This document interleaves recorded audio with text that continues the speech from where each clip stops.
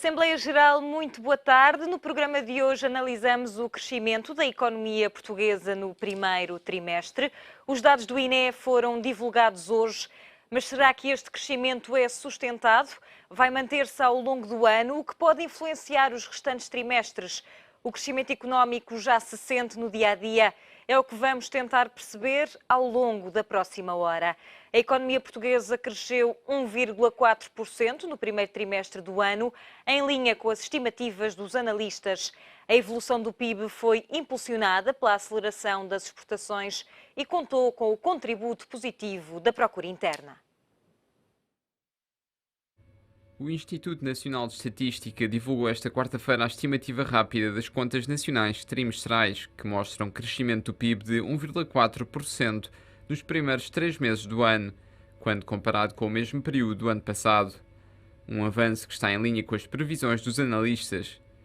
O INE justifica este crescimento com o abrandamento das importações, influenciado pela queda do preço do petróleo, mas principalmente devido à aceleração das exportações e ao contributo positivo da procura interna, embora com um impacto menos significativo devido a uma diminuição dos estoques das empresas. Em relação à variação em cadeia, a economia cresceu 0,4% em comparação com o trimestre anterior. Uma evolução ligeira que desilude, já que os analistas apontavam para uma subida de 0,7% neste período. Uma desilusão que é ainda maior, já que o INE reviu em ligeira baixa os números do último trimestre do ano passado. A entidade estima agora que o PIB tenha crescido 0,6% entre outubro e dezembro, menos uma décima do que o estimado anteriormente. No ano passado, Portugal deixou para trás 3 anos de recessão, com um crescimento de quase 1%. O governo prevê que a economia avance 1,6% este ano. Os dados do INE coincidem com a divulgação do Eurostat do crescimento das economias europeias no arranque do ano e mostram que a evolução do PIB português está em linha com a média europeia. Se quiser participar no programa Assembleia Geral de hoje, já sabe, basta ligar para o número de telefone 21 323 6898 e responder à pergunta: sente melhoria da economia no seu dia-a-dia? Pode também deixar o seu comentário no site do Económico em www.economico.pt, através do e-mail assembleia.geral@economico.pt ou na página de Facebook do Diário Económico. E é nosso convidado nesta Assembleia Geral Carlos Paz, professor de Economia. Carlos Paz, seja bem-vindo. Obrigada por estar aqui connosco. Boa tarde. O PIB cresceu 1,4% no primeiro trimestre. É o crescimento mais significativo desde o final do ano passado. Vê o copo meio cheio ou meio vazio? Vamos lá ver. Antes de mais, boa tarde e boa tarde lá para casa. Deixa-me pegar estes números e tentar fazer um bocadinho de serviço público. A discussão ideológica sobre estes números hoje já a ouvimos. Já ouvimos do lado do governo as pessoas a lançarem os foguetes e ouvimos do lado da oposição as pessoas a dizerem que é uma desgraça. E é por ideologia, quer de um lado, quer do outro. Vamos tentar perceber estes números com alguma lógica. O que se passa é a economia cresceu 1,4% entre o primeiro trimestre do ano passado e o primeiro trimestre deste ano. Portanto, a comparação de trimestres homólogos dá 1,4%. É bom ou mau? Vamos lá ver. Cresceu, é bom. Cresceu acima da média do ano, que foi 0,9%. É bom. Cresceu abaixo daquilo que seria necessário para recuperar a dívida e o déficit. É mau. Cresceu muito abaixo daquilo que é necessário para criar emprego. É mau. Ou seja, portanto, se não olharmos com nenhuma ideologia, se não tivermos um preconceito ideológico a olhar para estes números, temos de perceber que estamos numa situação de ninho. Ou seja, é uma situação em que a economia realmente cresceu, mas cresceu friquinho. Agora, comparado com o que vinha sendo desde a crise de 2008 para 2009 para a frente, é o primeiro ano em que a gente tirou a cabeça fora d'água. Mas é bom lembrarmos que a nossa economia valia isto em 2007 e caiu para aqui. E, portanto, o que nós recuperamos agora foi um bocadinho. Qualquer crescimento parece grande, tendo que a base mas demora muito, é baixa. Mas demora muito. A este ritmo demorávamos 20 anos a chegar a 2007. E, portanto, não chega. Este ritmo não chega e é bom as pessoas perceberem que este ritmo não chega. Depois, a pergunta que serve de mote ao programa é uma pergunta que gera logo, e basta olhar o que se passou no Facebook assim que vocês puseram a pergunta, gera logo uma guerra ideológica violenta e com pessoas a insultarem-se mutuamente e a insultarem o Sr. Primeiro-Ministro pelas afirmações que fez. Ou o Sr. Presidente da República. E, de facto, é verdade. E é verdade porquê? Vamos ver, a economia tem duas perspectivas. Tem uma perspectiva que, hoje em dia, os economistas, pelo menos os que estão na moda, acham que essa é que é importante, que é a economia financeira e, portanto, o reflexo financeiro da atividade económica e percebermos se o PIB cresceu, percebermos se pagamos a dívida, percebermos se o déficit está bem ou mal. E há a perspectiva social da economia, que é percebermos se as pessoas estão a viver melhor ou estão a viver pior do que estavam. E o que se passa é que estes números o que nos demonstram é, claramente, a economia cresceu e está mais robusta na perspectiva financeira, as pessoas estão mais pobres e vivem mais tristes. E é fácil perceber porquê. Se a economia cresce 1,4%, quando as exportações crescem 4%, significa 4% com as importações a caírem, e, portanto, ambos estes fatores a contarem para o PIB do ponto de vista positivo. O que significa é que, e o investimento público foi zero, portanto, era zero e continuou zero. Significa que o consumo privado continua a definhar, só começou a crescer neste trimestre em que estamos. Aparentemente, neste primeiro trimestre de 2015, nós já falámos aqui uma vez sobre isso, que estávamos com uma recuperação em W, ou seja, o ano passado parecia que tinha querido descolar e depois caiu de novo. Aparentemente, pelos dados, e é só aparente, daqui a 6 meses a gente saberá, aparentemente pelos dados do primeiro trimestre deste ano, pela primeira vez, sim, está a crescer do lado das pessoas, mas ainda é 0,4%, é nada. Portanto, e vai demorar a muitos anos, na vida das pessoas. Muitos anos. Ou seja, é bom lembrar, existe daquelas regras de polegar, como dizem os ingleses, que para economias como a nossa são precisos crescimentos na casa dos 2,5% para gerar emprego. Okay? Fazendo as contas hoje não é verdade. E não é verdade porquê? Porque a grande parte do ajustamento que fizemos foi feito em cima dos salários. Não foi feito em cima de mais nada, foi dos salários, foi redução do custo da mão de obra. Ao reduzirmos o custo da mão de obra, nós temos neste momento uma base da pirâmide enorme que não tínhamos a ganhar o salário mínimo nacional. Ou seja, há muitas pessoas que ganhavam, não é pessoas, é lugares de trabalho, que eram pagos a 600, 650, 700 euros, que são hoje pagos a 550. Despediram-se aqueles e empregaram-se novos. E empregaram-se novos a 550. O que se passa é que o nosso salário médio dos baixos, não é o médio geral, é o médio dos baixos, está muito mais baixo do que o que era. E, portanto, já não é preciso crescer 2,5% para gerar emprego. Neste momento, a estimativa é que 1,5%, 2% já começa a gerar emprego.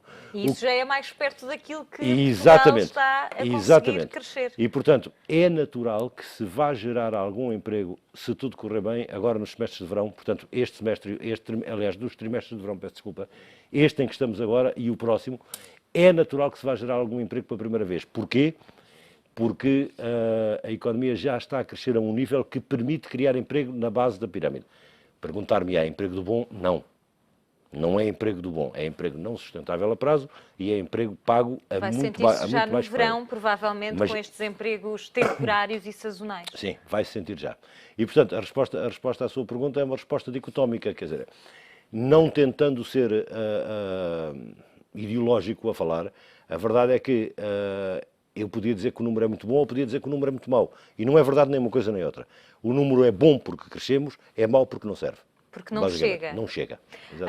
Segundo o INE, a justificação é exatamente o abrandamento das importações, também devido à queda do preço do petróleo. Aí não é mais nada, é só queda do preço do petróleo. Portanto, importámos exatamente a mesma massa de coisas que importávamos. Como linha número 1 de importações é petróleo e derivados, é o número 1 das importações. Aliás, chama-se fontes primárias de energia, para ser mais próprio. De facto, como este baixou muito o preço, e baixou violentamente no mercado internacional. O que acontece é que nós importámos o mesmo pacote de coisas, foi mais barato. Portanto, baixámos as importações.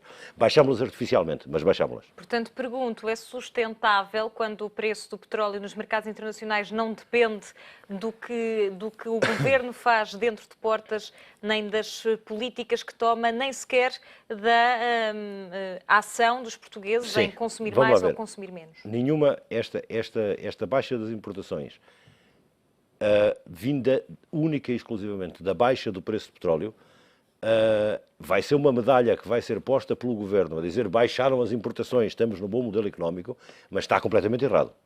Porque, de facto, nada disto tem a ver nem com o governo português, nem com a União Europeia, não tem a ver com nada disto. Tem a ver com o mercado internacional de petróleo. E, portanto, com as guerras políticas que há neste momento à volta do mercado do petróleo. Ainda assim, as importações só em março cresceram 10%. Porque o petróleo já subiu. A verdade é que o petróleo baixou até níveis absurdos em termos de baixo, mas já subiu de novo. E, portanto, o tema é o mesmo. Voltámos a importar o mesmo pacote de coisas, agora subiu um bocadinho o preço do petróleo, então dizemos aumentaram as importações. Não é verdade. Se medirmos em bens físicos em vez de unidades monetárias, importamos as mesmas coisas. Em vez de valor. Exatamente. É isso que quer dizer. Importamos as mesmas coisas. E, afinal, o consumo interno não está a disparar como Nem se pode. julgava. Isso é bom ou é mau? É bom e mau, vamos lá ver como é que se lê esse número. Primeiro, não podia crescer. E não podia crescer Porque porque normalmente quando a economia melhora, um dos sinais é logo o aumento do consumo interno. o que é que se passa neste momento? O que se passa neste momento é nós não temos consumo interno digamos, conjugação de dois vetores ao mesmo tempo. O primeiro, o aumento do desemprego. E, portanto, se as pessoas estão desempregadas, não têm dinheiro. Ponto final, é direto. Segundo, o aumento da carga fiscal. E, portanto, como aumentámos estas duas coisas ao mesmo tempo, primeiro, uma parte da população deixou de ter fonte de rendimento. Há parte que ficou com fonte de rendimento, tirámos-lhe rendimento para alimentar o Estado. O que acontece é que não há como o consumo privado aumentar, não tem como, não existe maneira. E, portanto, dizer que é bom ou mau, uma vez mais, voltamos à discussão ideológica. E aqui é ideologia já na perspectiva económica e não na perspectiva política. Porque um modelo de crescimento baseado em consumo privado é errado, por definição económica, é errado. Porque o que vai gerar... fazer disparar as importações. O que vai gerar é déficit externo por disparar as importações, exatamente. Mas, do ponto de vista social, é o modelo que mais equilibra a sociedade. E, portanto, se olharmos isto na perspectiva, uma vez mais, da economia, números financeiros, é bom que o consumo privado não tenha crescido muito. Se olharmos na perspectiva social, é um péssimo sinal que o consumo privado não tenha crescido. Porque é aí que se mede se as pessoas vivem melhor ou pior. Exatamente.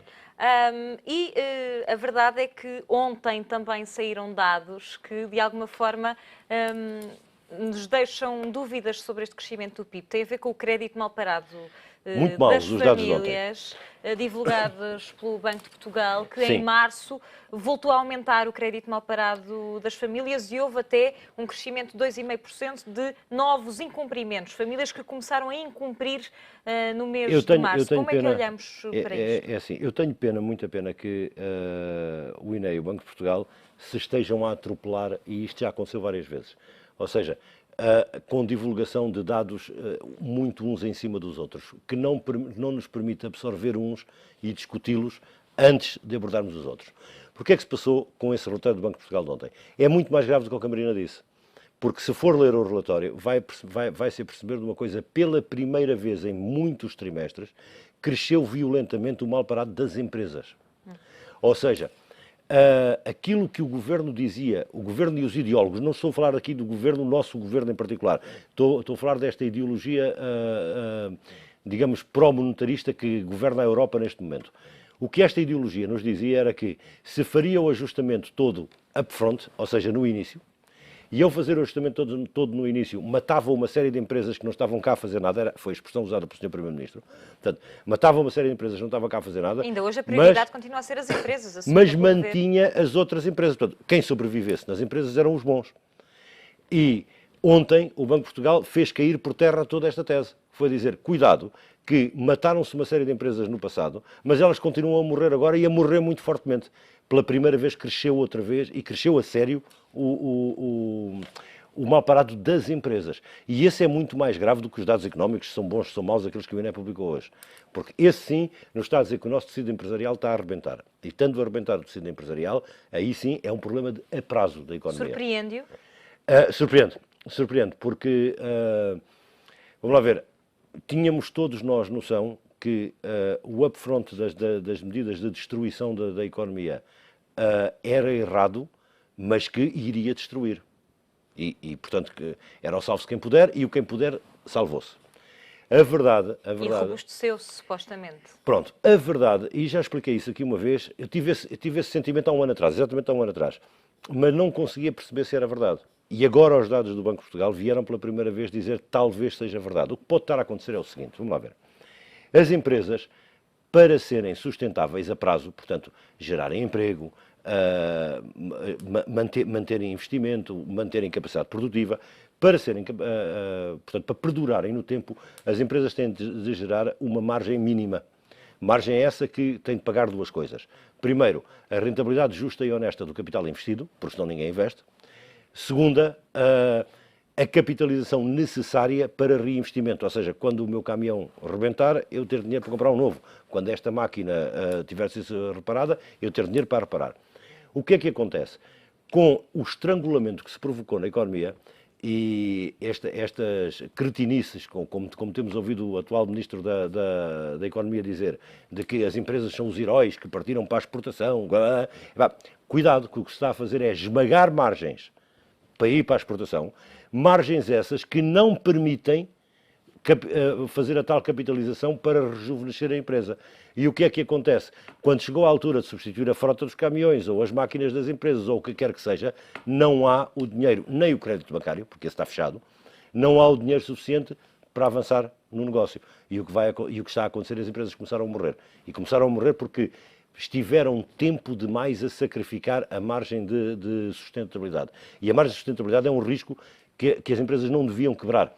Ainda assim, os mesmos dados do Banco de Portugal de ontem dizem que os bancos estão a dar mais crédito às empresas. Estão às grandes empresas. Pois a questão aí é, estamos outra vez a cometer um erro terrível, que é o erro da concentração do crédito nas grandes empresas, que é para estourarmos lá à frente outra vez. Ou seja, isto vai cíclico.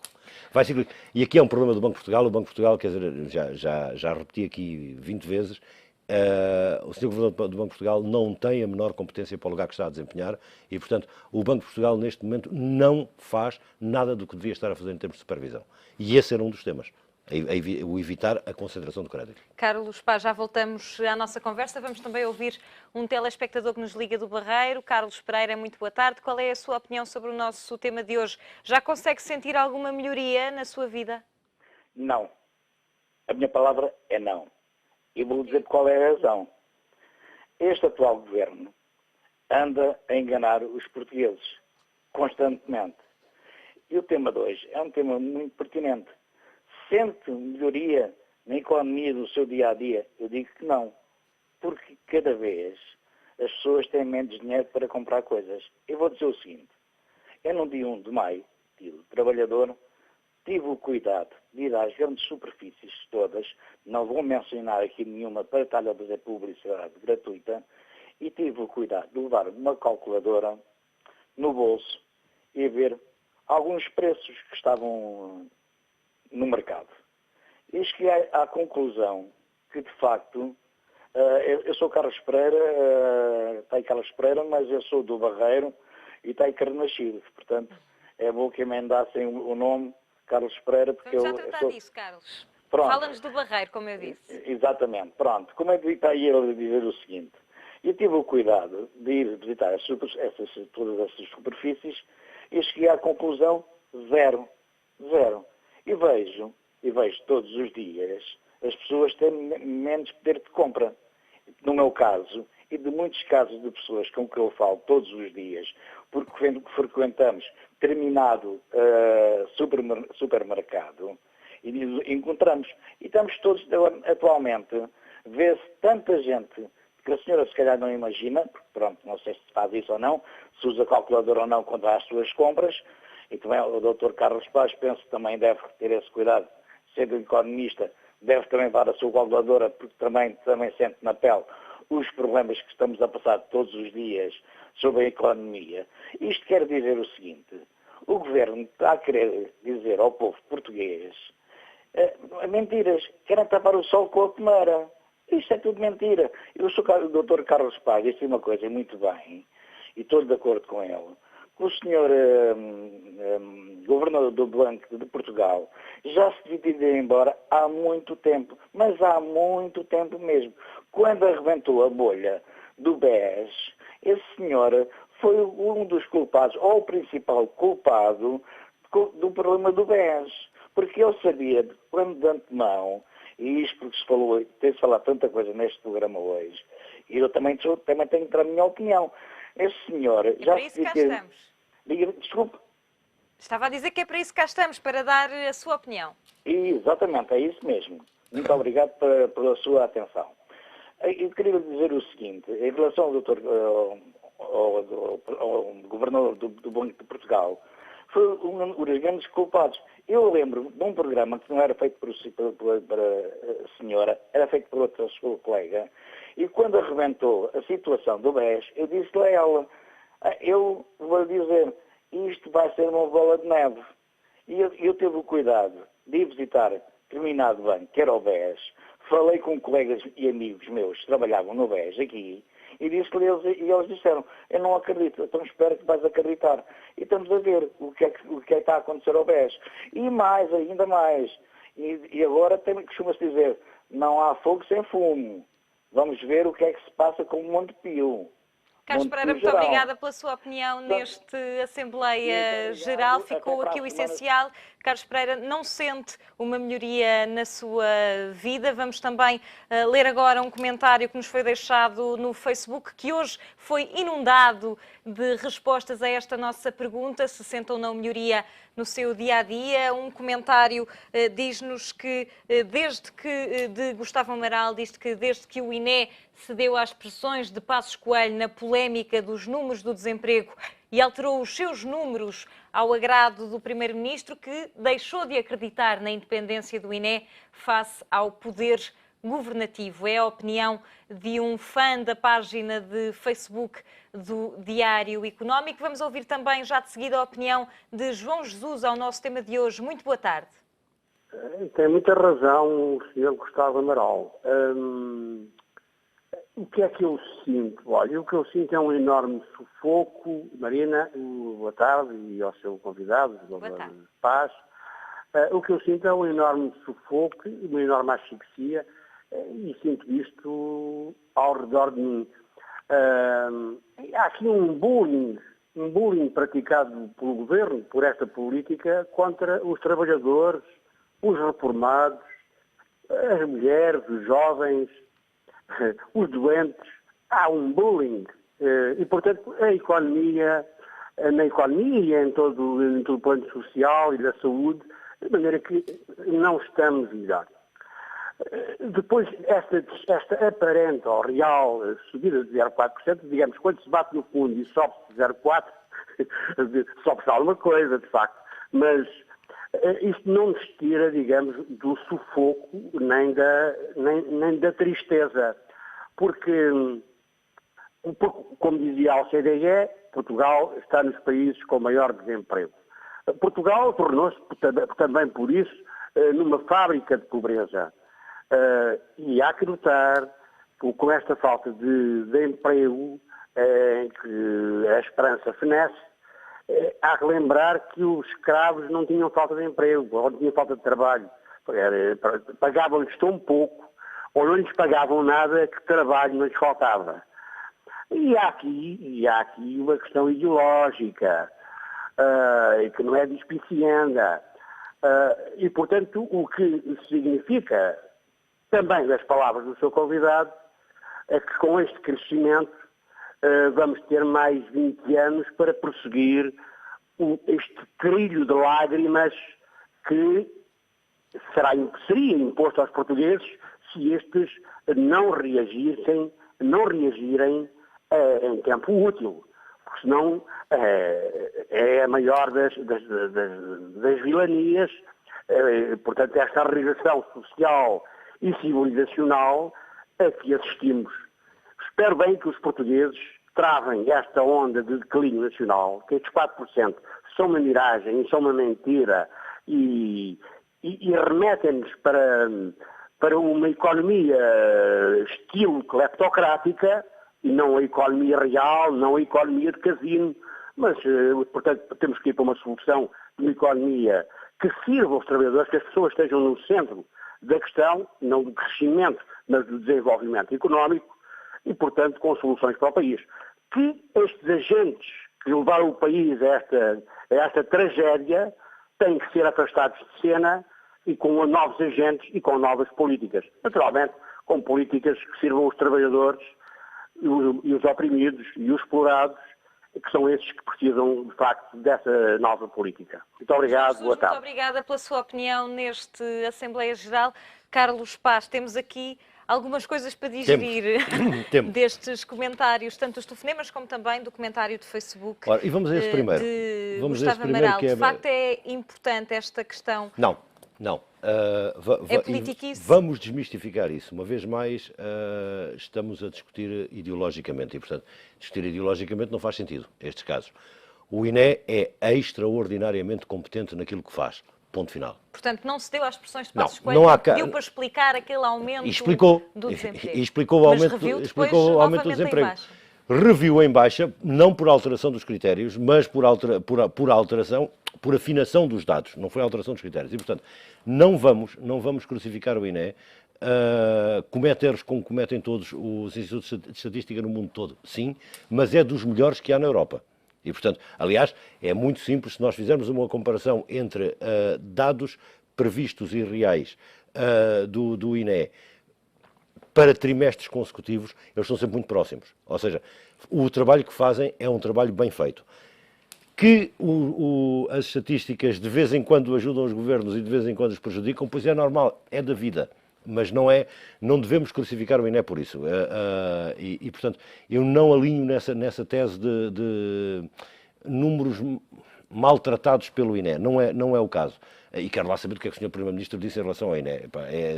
O lado que eu durmo melhor é esse. Muito bem, está arrumado. O tema INE é arrumado. Agora, os dois telefonemas. Pois a verdade é que bateram os dois na mesma coisa, que é basicamente as pessoas cada vez têm menos dinheiro, palavras do Sr. Carlos Pereira, ou enorme sufoco e asfixia, palavras do Sr. João Jesus. É exatamente a mesma coisa, dita por palavras diferentes, mas exatamente a mesma coisa. E o tema aqui tem a ver com o que estávamos a falar há bocado, que tem a ver com o desemprego e a pobreza, mesmo a pobreza dos empregados, que essa é uma novidade que nunca tínhamos tido em Portugal e hoje temos. Ou seja, as pessoas que têm emprego também não têm dinheiro para viver. Porque, quer dizer, o sufoco do ponto de vista fiscal é de tal forma grande que mesmo quem tem emprego não consegue sobreviver, ou pelo menos sobreviver condignamente. E temos um comentário também que nos foi deixado no Facebook que vai um pouco ao encontro disso mesmo, Carlos Paz, e ao que também já tinha referido. Um comentário no Facebook que diz que não, em relação à nossa pergunta, se sente melhorias, diz que não. José Antunes Lourenço, cada vez encontro mais portas de comércio tradicional fechadas e os meus descontos para o IRS aumentaram de um mês para o outro 6,5%. O jogo de palavras dos governantes já há muito que deixaram de me iludir. Era aquilo que falava de que mesmo os empregados, com a alteração das taxas de retenção do IRS, com o IVA superior, com as sobretaxas, com tudo... acabam por ter menos rendimento disponível. E com uma série de taxas de que ninguém fala, porque já são tantas que a gente não fala. As que paga na conta da água, as que paga na conta da luz. Ou seja, tudo isto lhe retira a capacidade de consumo. Portanto, a Câmara põe uma nova taxa que lhe tira mais €1 na conta da água. Nem nota, está lá mais €1. Foi menos €1 que teve para consumir. E, portanto, o problema é que é a Câmara na água, depois é a Câmara outra vez nos esgotos, depois E com €1 compra-se um pacote de arroz, por exemplo. E por aí adiante. E, portanto, quer dizer, €1 dá quase 1 litro de leite. Portanto, quer dizer, é dinheiro. E, portanto, vem-nos tirando dinheiro e há algum que nem dizem que tiram. Nem vem nos impostos. Está escondido numa série de taxas. Este tema do comércio fechado é um tema que é assustador. E atenção... uma parte significativa do nosso emprego urbano é emprego de comércio e serviços e o comércio a estourar da forma como está a trazer para a cidade uma crise que era conhecida fora da cidade e hoje começa a ser muito forte dentro da cidade. E, portanto, daqui podem surgir algumas tensões muito complexas. Não acredito na tese do Sr. João Jesus, que falou há pouco que os portugueses têm que reagir. Não vão reagir coisa nenhuma. Infelizmente, não vão reagir coisa nenhuma. E a reação vai ter devido à Europa em geral. Ou seja, nós estamos todos esmagados. Eu vou-lhe dar um exemplo. Outro dia eu fiz uma viagem de carro do norte para sul e apeteceu-me sair da autoestrada e vir pela estrada marginal a ver as povoações à beira-mar. E encontrei uma povoação ao pé de Leiria, na beira-mar, com uma urbanização lindíssima, de casas lindíssimas, todas paradas, portanto não chega nenhuma acabada, todas paradas, com os dísticos dos bancos à volta a dizer que está lá empenhado ao banco, portanto está tudo parado e tudo arrumado. E eu fiquei a olhar para aquilo e fiquei a pensar assim, vamos lá ver, os bancos encravaram-se naqueles casarões à beira-mar, como em muitos outros, mas este em particular fez-me pensar uma coisa, eu se pensar... Valhelhas é uma aldeia ao pé da Guarda, no interior da Beira Alta. E eu se pensar que há velhinhos de Valhelhas que, através do seu esforço, dos seus impostos, da desgraça com que estão a viver hoje em dia, financiaram dinheiro para recapitalizar os bancos que são donos daquelas casas, que um dia as vão vender aos muito ricos para ter aquelas casas. E a verdade é que uma pessoa que nunca viu o mar está a pagar a prestações uma casa de luxo em que nunca viveu. Nem nunca vai viver na vida. Vai ser aproveitada por outra pessoa qualquer. E, no fundo, nós estamos a pedir esforços aos mais miseráveis para recapitalizar a banca e reativar a economia pelo lado da banca. E é uma coisa que eu já disse aqui várias vezes. Não me faz sentido nenhum, e foi a coisa que menos me fez sentido do programa da Troika, foi dizer, vamos recapitalizar a banca antes de recapitalizar as empresas. Não tem lógica nenhuma. Eu tenho que recapitalizar as empresas primeiro, porque são essas que criam riqueza, não são os bancos. As empresas não precisam dos bancos para se recapitalizar. O problema é que os bancos com as taxas... Vamos lá ver, recapitalizámos os bancos e ao mesmo tempo o BCE disse, mas porque a alavancagem é muito grande, os bancos têm de ter taxas de capitalização maior. E portanto ficou parado o dinheiro. O dinheiro não pode regressar à economia. O que interessa é, pusemos-los no banco, para o banco ter lá. E estar recapitalizado. E, portanto, não pode alimentar a economia. E o que se passa com este modelo, é que temos os bancos que estão a começar a tirar a cabeça de fora alguns casos que ainda estão a arrebentar, há mais BES na história, há mais BES que vão acontecer. Mas fora estes casos, a verdade é que os outros estão a sair bem, e não só em Portugal, como pela Europa fora, e a verdade é que as empresas continuam a arrebentar porque estão descapitalizadas. E a parte mais estúpida, se quer assim, a palavra correta é esta, de todo o programa da Troika foi capitalizar os bancos antes de capitalizar as empresas. Porque esta loucura em que se entrou, fundamentalista se quiser, em que se entrou a analisar a economia pelo lado da finança, e portanto só é importante os números da folha de Excel. A vida das pessoas e a vida das empresas não tem lógica nenhuma. Nada disto é importante, só é importante os números do Excel. E portanto, capitalizamos os bancos para quê? Para os números ficarem bonitos na folha de Excel. Mas a economia, que é quem realmente gera a riqueza não se gera com dinheiro. A riqueza gera-se com trabalho e com empresas. E, portanto, quando não recapitalizamos a economia não vai funcionar. Não tem como. Não há maneira nenhuma. Carlos Paz, vamos ouvir outro telefonema. Laudelino Barbosa liga-nos de Ponta Delgada, nos Açores. Muito boa tarde. Qual é a sua opinião sobre o nosso tema de hoje? Sente que a sua vida está melhor agora ou ainda não? Ora viva, boa tarde para si e para o ser convidado, o professor de Economia. Olha, em relação à pergunta do dia, eu não sinto melhoria nenhuma e não tenho em perspectiva senti-la, porque, como já observei, eu tenho 58 anos, já estou desempregado há 2 anos. Quando estava empregado, portanto, ganhava um vencimento acima da média e agora na situação que estou, se voltar a arranjar um trabalho, eventualmente vai ganhar um ordenado mínimo nacional. Isso quer dizer muita coisa, quer dizer que o meu futuro está praticamente descartado. Foi o que esse governo fez, foi facilitar os desempregos e colocou-me a mim e milhares de portugueses, não sei se milhões, na mesma situação. Eu subscrevo tudo o que o professor que aí está acabou de dizer. Este aumento, portanto, de evolução da economia é muito baixo e eu penso que não tem suporte nenhum. E já agora eu gostava de fazer uma pergunta ao professor e gostava se ele me pudesse responder.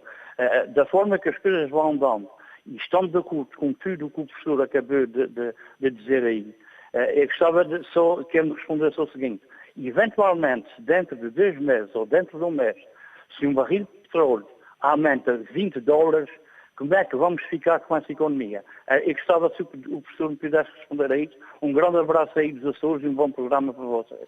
Muito obrigada, Laudelino Barbosa, por ter ligado e ter aqui deixado a sua opinião e a sua experiência pessoal. Neste caso, está desempregado há 2 anos e, por isso, a sua vida em nada melhorou com este crescimento da economia.